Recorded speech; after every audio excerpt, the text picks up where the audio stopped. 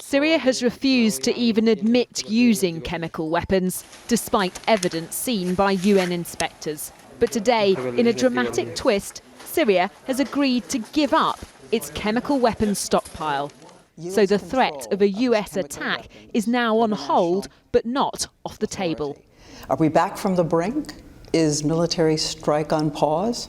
Absolutely, if in fact that happened. I don't think that we would have gotten to this point unless we had maintained a credible possibility of a military strike, and I don't think now's the time for us to let up on that. Russia, one of Syria's very few allies, brokered the deal. The Russian foreign minister says they're now working on an effective, concrete plan to put Syria's chemical weapons under international control.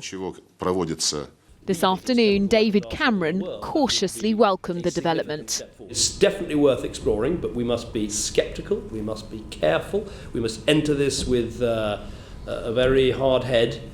And some pretty cool calculations, because we do not want this to be some delaying tactic, some ruse to just buy time for a regime that must act on chemical weapons. President Assad is believed to have one of the world's biggest and most deadly arsenals of chemical weapons. Now steps are underway for a UN Security Council resolution to oversee their destruction. Observers say that will be tough, but this is a significant breakthrough.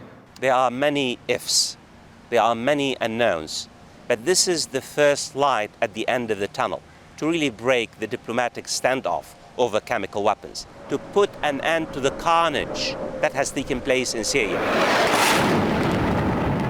In Damascus today, the violence continued. Many are sceptical President Assad will stick to his word. Opponents fear this simply buys him more time in which more will die.